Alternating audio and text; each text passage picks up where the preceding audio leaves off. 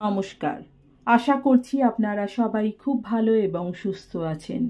চামেলি মণ্ডল চ্যানেলে আপনাদের সবাইকে স্বাগত জানাই। আজকে আমি বিশিষ্ট সাহিত্যিক আশাপূর্ণা দেবী রচিত বদ্ধ পাগল গল্পটি আপনাদের পাঠ করে শোনাব। আশা করছি সম্পূর্ণ গল্পটি আপনারা অবশ্যই শুনবেন। শুরু করছি বদ্ধ পাগল। গাড়ি ফেরত দিতে হলো। ছেলে হয়ে এত শত্রুতা করবে বিল্টু, এ কথা শকুন্তলা ভাবতেই পারেনি আগে।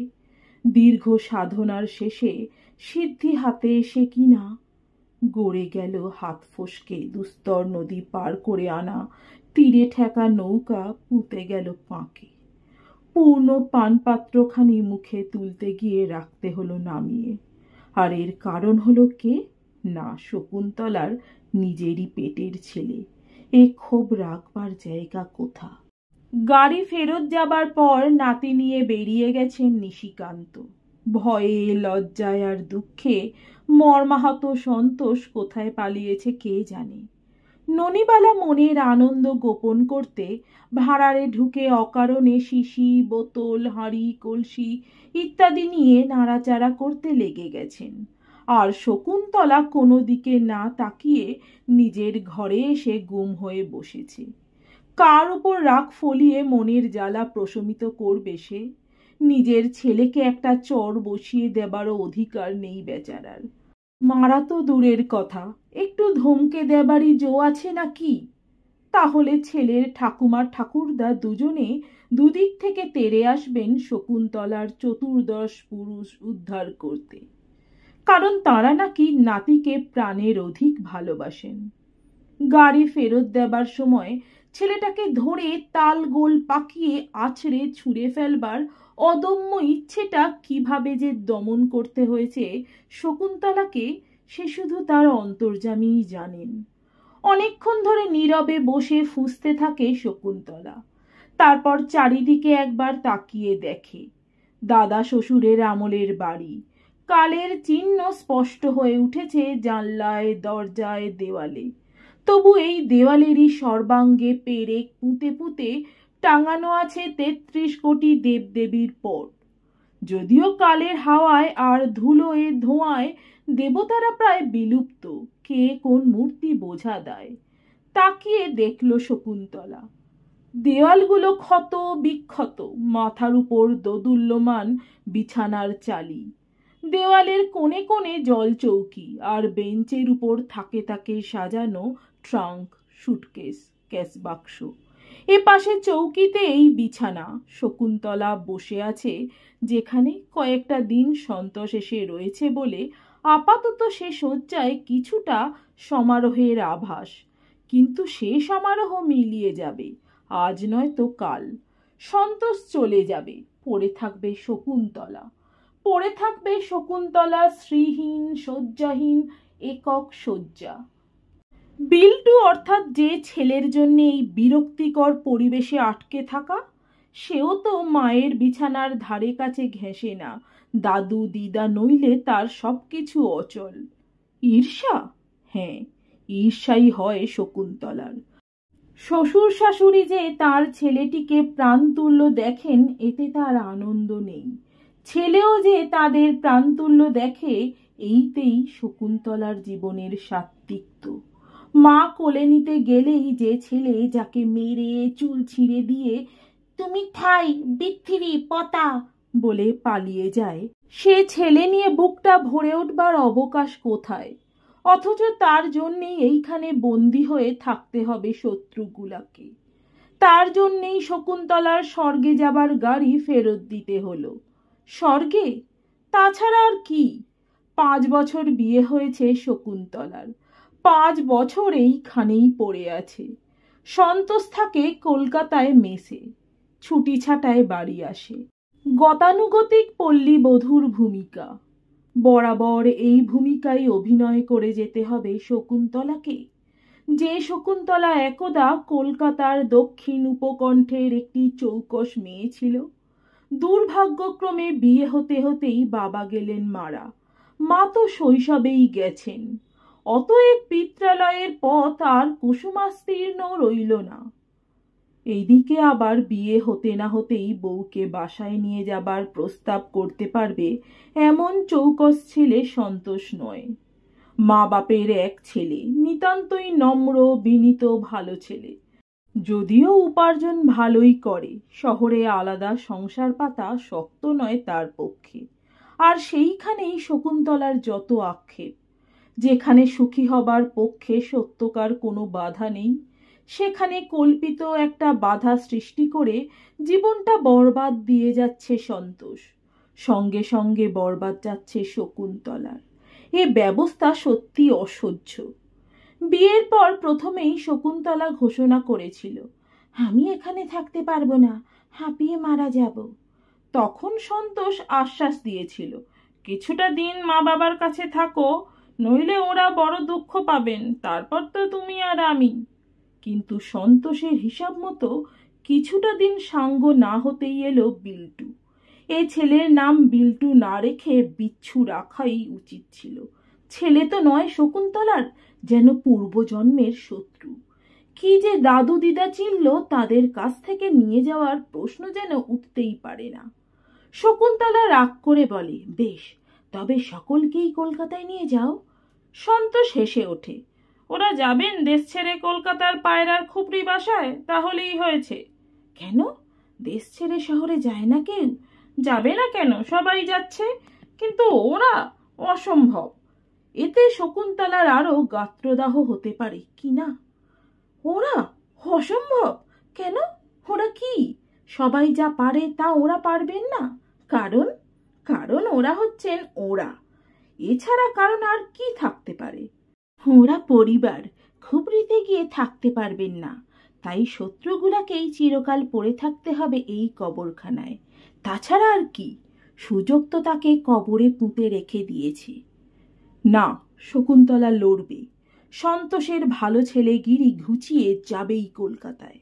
দৃঢ় সংকল্প নিয়ে উঠে পড়ে লেগেছিল শকুন্তলা। দিস্তে দিস্তে কাগজের গায়ে কালি রাখর আর অশ্রুজলের আঁচড় টেনে টেনে অবশেষে মন টলিয়েছিল সন্তোষের। তাই মা বাপকে চিঠি লিখে ছুটি নিয়ে স্ত্রী পুত্রকে নিতে এসেছিল সন্তোষ। অবশ্য স্ত্রী পুত্রকে কাছে নিয়ে যাবার প্রস্তাবের সঙ্গে একদা লিখতে হয়েছিল সন্তোষকে, ঠিক তার পাশের ঘরেই এমন একটা লোক এসে ভর্তি হয়েছে যে হরদম কাশে, আর কাশিটা কেমন সন্দেহজনক। অতএব প্রাণ ভয়ে ভীত সন্তোষ মেসের বাস তুলে দিয়ে একটা ছোট্ট ফ্ল্যাট ভাড়া নিয়ে ফেলেছে। আর তার প্রতিফল স্বরূপ খাওয়া দাওয়ার ব্যাপারে কষ্টের এক শেষ হচ্ছে। অতএব ছেলের কাছে বউকে পাঠাবার ব্যাপারেই যতই বিপক্ষে থাকুন, তথাপি ছেলেকে সন্দেহজনক কাশির পাশাপাশি থাকতে বলবেন এমন হৃদয়হীন বাপমা অবশ্য নিশিকান্ত ননিবালা নন। অতএব তাদেরও বলতে হয়েছিল, তা বেশ, তুমি যাহাতে সুখে থাকো, আমাদের তাহাতেই সুখ। এতটা অনুকূল অবস্থাকে ভেঙে চুরে ছত্রখান করে দিল শকুন্তলার নিজের ছেলে।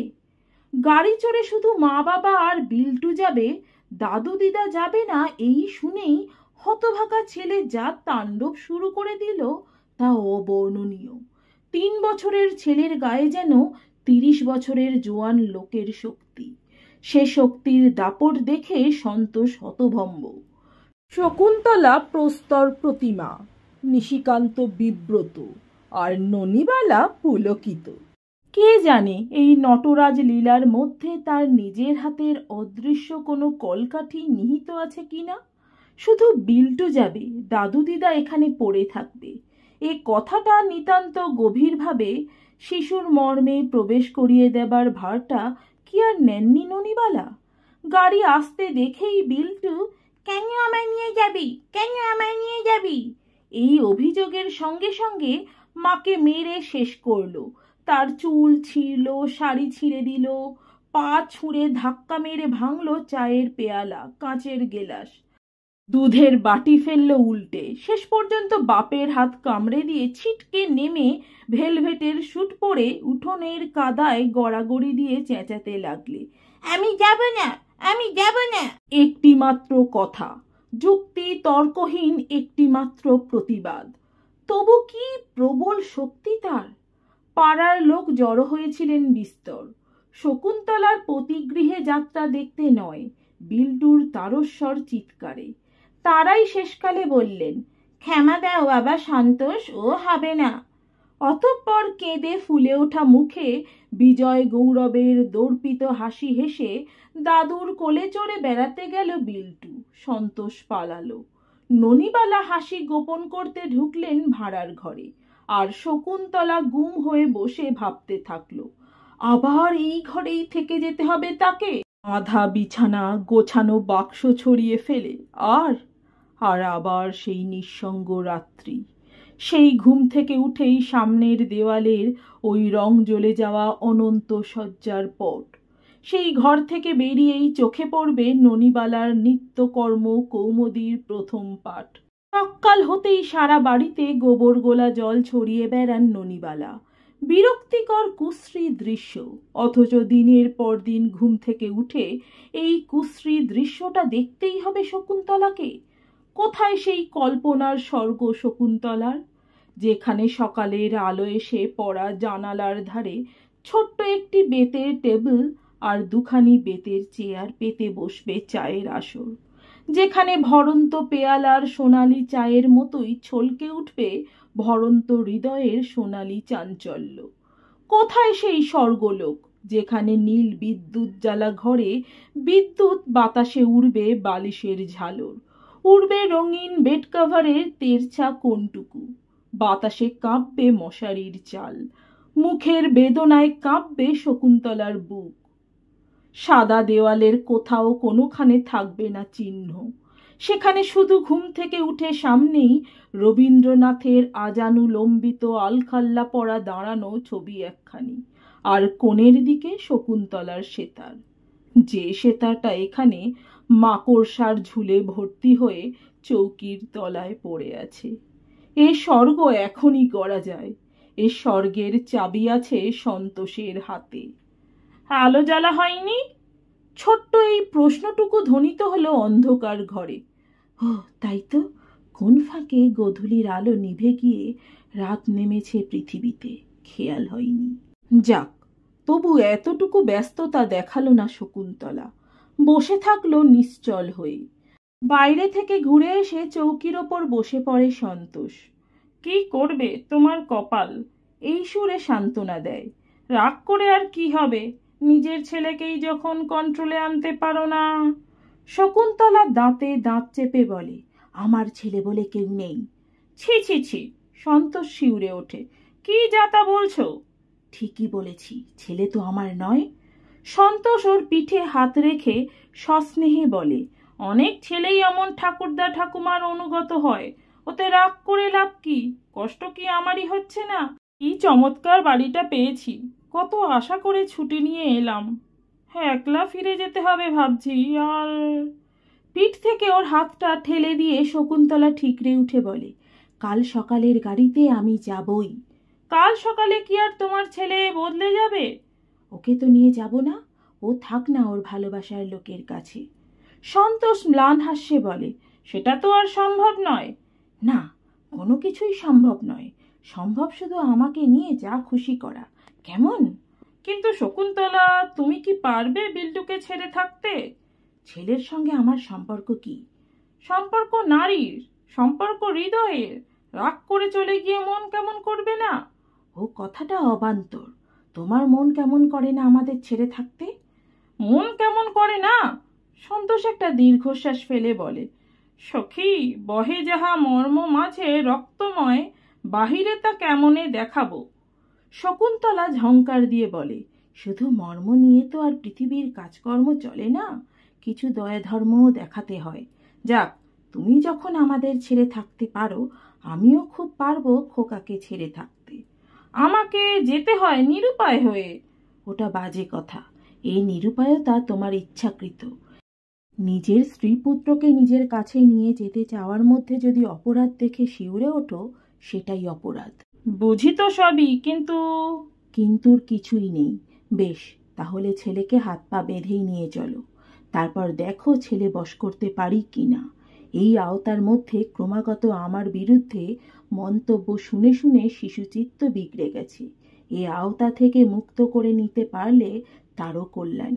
কি মুশকিল, বিরুদ্ধ আবার কি? কি যে তা বোঝবার ক্ষমতা তোমার নেই, কারণ সে অভিজ্ঞতাই নেই। আমি ওদের ছেলের মন অধিকার করে নিয়েছি, সেই আক্রোশে ওরা আমার ছেলের মন এমন অধিকার করে নিতে চান যাতে মাকে মা বলে ডাকতেও না চায় ছেলে। যখনই বিল্টু মা বলে তখনই ওরা বলবেন, মা, মা কি রে, হতে বৌমা। সন্তোষ বিস্ময় প্রকাশ করে, তাতে লাভ? সে কথা তো বললামই, মা ডাক ভোলানোটাই লাভ। ছেড়ে চলে গেলে তো সেটা আরোই সফল হবে। তবে ধরে বেঁধে জবরদস্তি করে নিয়ে চলো। মোট কথা, আর আমি এখানে থাকবো না, থাকবো না, থাকবো না, ব্যাস।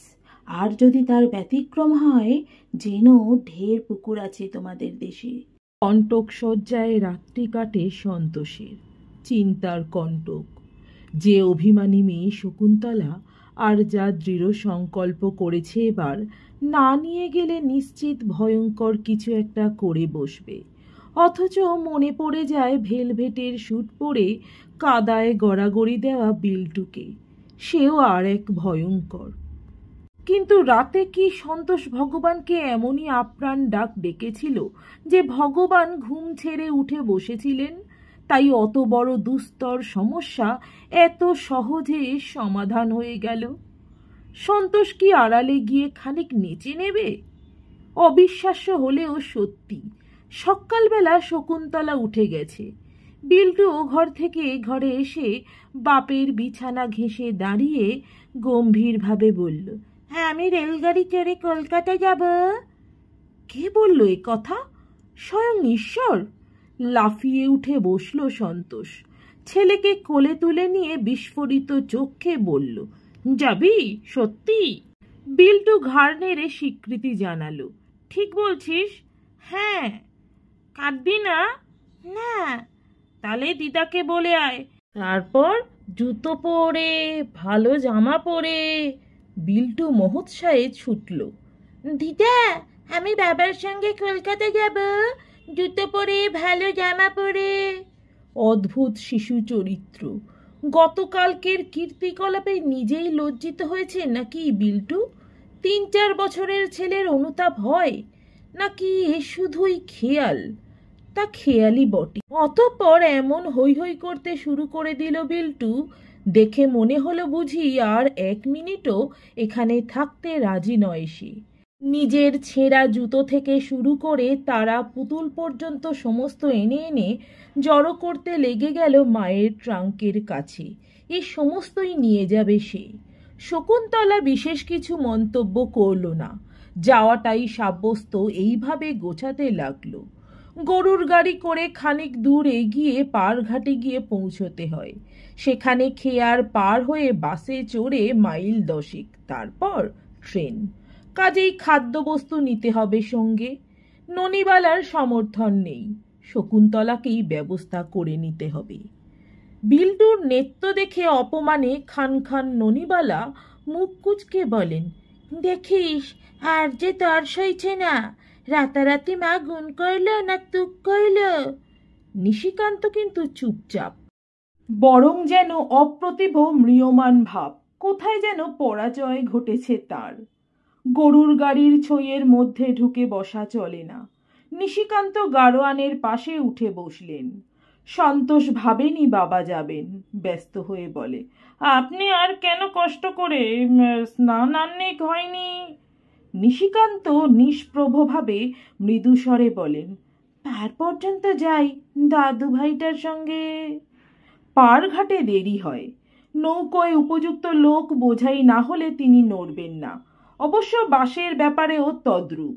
বাস থেকে নেমে ঘন্টা 2-3 অপেক্ষা করতে হয় ট্রেনের জন্যে। পারঘাটে পৌঁছেই নিশিকান্ত, একটু ঘুরে আসি বলে কোথায় যেন চলে গেলেন। শকুন্তলা চুপচাপ বসে রইল ট্রাঙ্কটার উপর এবং পিতা পুত্রে কলকাতার মজা সম্বন্ধে প্রবল আলোচনা চলতে থাকলো। বোঝাই হলো নৌকা। যে যার মালপত্রের হিসাবে ব্যস্ত। নিশিকান্ত ফিরলেন বড় একটা শালপাতার দোনা হাতে। কোথা থেকে সংগ্রহ করেছেন পকান্ন আর মেঠাই। নাও দাদু বলে নাতির হাতে ধরিয়ে দেন।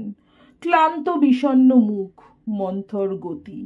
এ কি শুধুই মন কেমন, না কালকের বিজয় গৌরব আজকে একেবারে ধূলিসাৎ হয়ে গেছে বলে এত মর্মাহত হয়ে পড়েছেন নিশিকান্ত। নৌকো ছাড়ার সময় কুণ্ঠিতভাবে নিজে প্রণাম সেরে সন্তোষ ছেলেকে শিক্ষা দেয়, দাদুকে প্রণাম করো বিল্টু। কিন্তু মুহূর্তে কি যে হয়, নাতির প্রণামের অপেক্ষা ছেড়ে দিয়ে নিশিকান্ত সহসা দ্রুত পদে উল্টোমুখ চলতে শুরু করেন। হ্যাঁ, যতটা পারছেন দ্রুত পদেই যাচ্ছেন নিশিকান্ত, তবু বারবার গতি কমাতে হচ্ছে তাকে, জামার হাতায় চোখ মুছতে। কই উঠে পড়ো, সন্তোষ তাড়া দেয়। শকুন্তলা পলায়ন পর ব্যক্তিটির দিকে তাকিয়েছিল নির্নিমেষ দৃষ্টিতে। চমকে চোখটা ফিরিয়ে নিয়ে বলে, কি বলছো? বলছি উঠে পড়ো, শেষে জায়গা পাবে না। হাঁ করে কি ভাবছো? কি ভাবছি? শকুন্তলা কেমন একরকম একটু ফিকে হাসি হেসে বলে, ভাবছি আর একটা দিন কামাই হয়ে যাবে তোমার। একটা দিন তো হচ্ছেই, সন্তোষ বিস্মিতভাবে বলে। আর একদিন কেন?